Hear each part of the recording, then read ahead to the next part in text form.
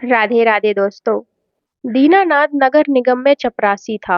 वह स्वभाव से गुस्सैल था। दफ्तर में वह सबसे झगड़ा करता रहता था। उसकी इस आदत से सभी दफ्तर वाले परेशान थे, मगर यह सोचकर सहन कर जाते थे कि गरीब है, नौकरी से हटा दिया गया तो उसका परिवार मुश्किल में आ जाएगा। दीनानाथ काम पर भी कई बार शराब पीकर आ जाता था। उसके इस रवैये से भी लोग परेशान रहते थे। उसके परिवार में पत्नी शांति और 7 साल का बेटा रजनीश थे। शांति अपने नाम के मुताबिक शांत रहती थी। कई बार उसे दीनानाथ गालियां देता था, उसके साथ मारपीट करता था, मगर वह सब कुछ सहन कर लेती थी। दीनानाथ का बेटा रजनीश तीसरी जमात में पढ़ता था। वह पढ़ने में होशियार था, मगर अपने इकलौते बेटे के साथ भी पिता का रवैया ठीक नहीं था। उसका गुस्सा जब तक बेटे पर उतरता रहता था। रजनीश क्या कर रहा है? इधर आ, दीनानाथ चिल्लाया। मैं पढ़ रहा हूँ बापू, रजनीश ने जवाब दिया।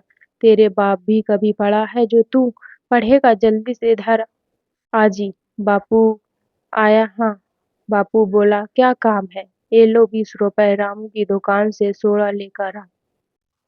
आपका दफ्तर जाने का समय हो रहा है। जाओगे नहीं बापू? तुझसे पूछ कर जाऊंगा क्या? इतना कहकर दीनानाथ ने रजनीश के चांटा जड़ दिया।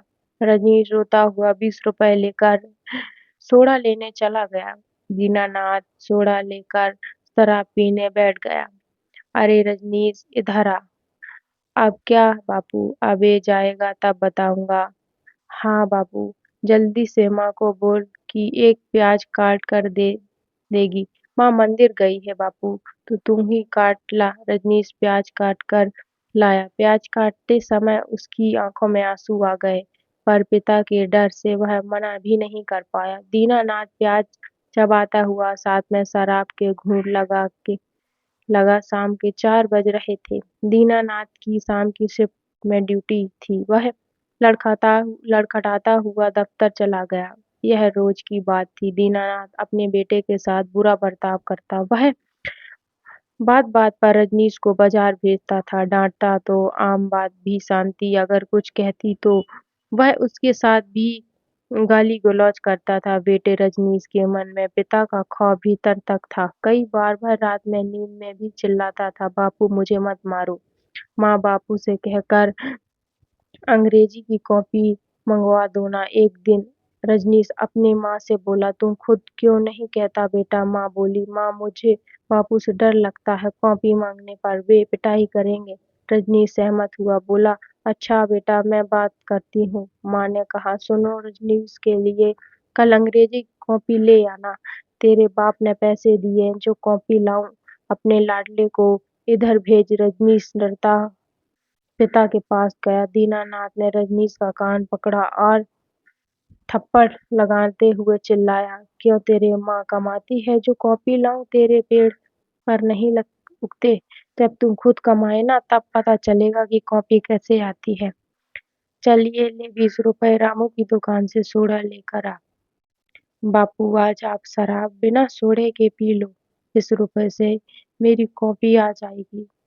बाप को नसीहत देता है, तेरी कॉपी नहीं आई तो चल जाएगा, लेकिन मेरी खुराक नहीं आई तो कमाएगा कौन?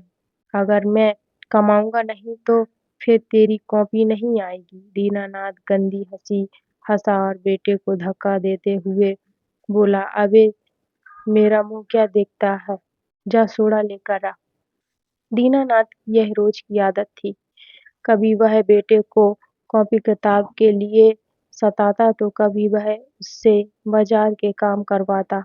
बेटा पढ़ने बैठता तो उसे तंग करता। घर का माहौल ऐसा ही था। इस बीच रात में शांति अपने बेटे रजनीश को आंचल में छिपा लेती और खुद भी रोती। दीनानाथ ने बेटे को कभी वह प्यार नहीं दिया जिसका वह हकदार था। बेटा हमेशा डरता सा रहता था।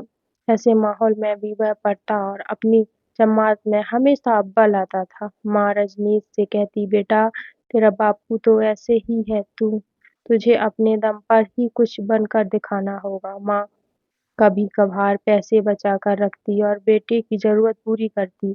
बाप दीनानाथ के खौफ से बेटे रजनीश के मन पर ऐसा डर बैठा कि वह सहमा-सहमा ही रहता।